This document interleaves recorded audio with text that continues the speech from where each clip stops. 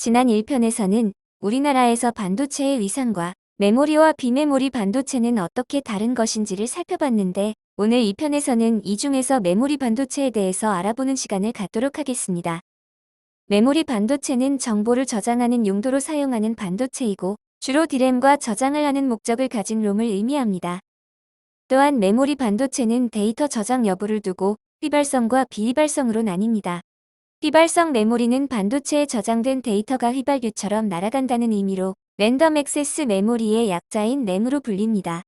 반면 비휘발성 메모리는 한번 저장된 데이터가 지워지지 않으며 리드온리 메모리의 약자인 롬으로 통칭됩니다. 휘발성과 비휘발성의 구분을 쉽게 표현해보면, 우리가 컴퓨터 작업을 하다가 갑자기 전원이 끊겼을 때 작업한 것이 날아가면 휘발성이고, 작업한 것이 남아있으면 비휘발성이 됩니다.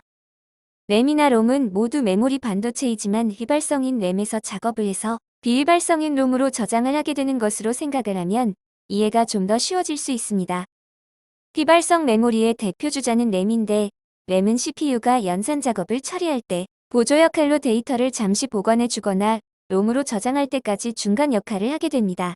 비휘발성 메모리인 롬은 데이터를 저장하는 용도로 쓰이는 낸드 플래시를 대표 주자라고 할 수 있습니다.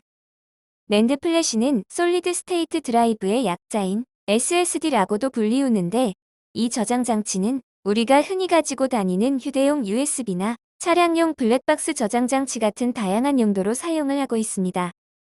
세계 디램 시장에서 우리나라의 점유율은 조금씩 다르지만 70% 내외의 점유율로 압도적인 1위를 27년 동안 해오고 있습니다.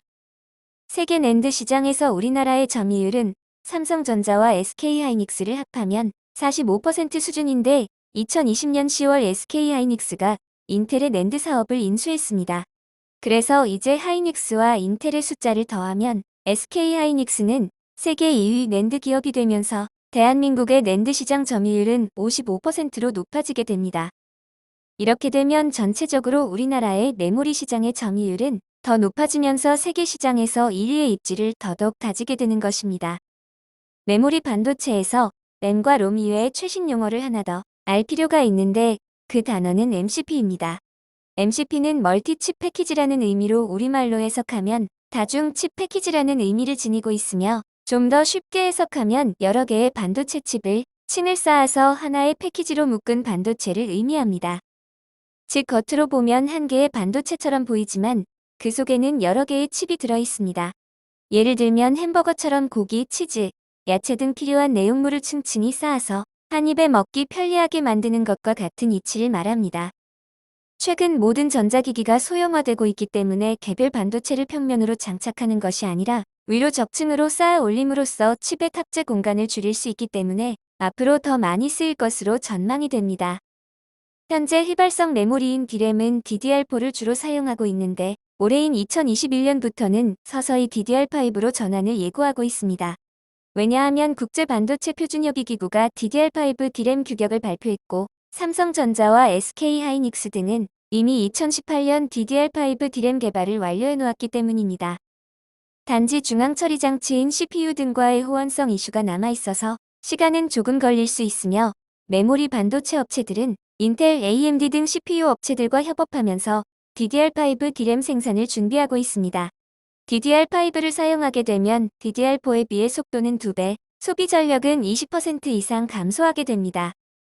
이렇게 전환할 경우 반도체 관련 수혜 주로는 마이크로컨텍솔, 테크잉, 아이스 등 다양한 기업이 있는데, 여기에 대해서는 아직 시간이 있는 만큼 기회가 될 때 다시 한번 짚고 넘어가도록 하겠습니다.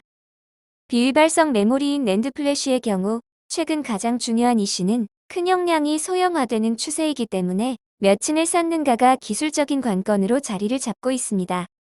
최근 펼쳐지고 있는 적층 경쟁은 삼성전자가 시작해서 128단까지는 한국 기업이 앞서 나갔습니다. SK하이닉스가 지난해 6월 세계 최초로 128단 4D 낸드를 양산해내는 데 성공했고, 삼성전자도 같은 8월 128단 6세대 V낸드를 기반으로 하는 기업용 PC SSD를 양산해 글로벌 PC 업체에 공급하기 시작했습니다. 그러다 2020년 11월 미국의 마이크론이 176단 낸드 플래시 양산품을 고객사에 납품했다고 발표했으며, SK하이닉스는 21년 중반 즈음에 176단 낸드 플래시 모바일 솔루션 제품을 내놓을 계획입니다. 삼성전자 역시 21년 상반기 중 7세대 V 낸드 플래시를 양산한다는 계획을 가지고 있는데, 이론상으로는 256층의 적층이 가능하지만 지금 시장에서 중요한 건 몇 층을 쌓느냐는 것이 아니라 현재 최적화된 층수로 제품을 만드는 것이 더 중요한 시점입니다. 이상으로 오늘은 메모리 반도체의 의미와 휘발성과 비휘발성 반도체의 차이, 그리고 세계 시장에서 우리나라의 위상과 기술적인 내용까지 알아봤는데, 기술적인 내용을 이해하기보다는 큰 그림을 이해하는 쪽으로 주안점을 두셨으면 합니다. 그럼 다음 편에서는 비메모리 반도체에 대해서 알아보기로 하겠습니다.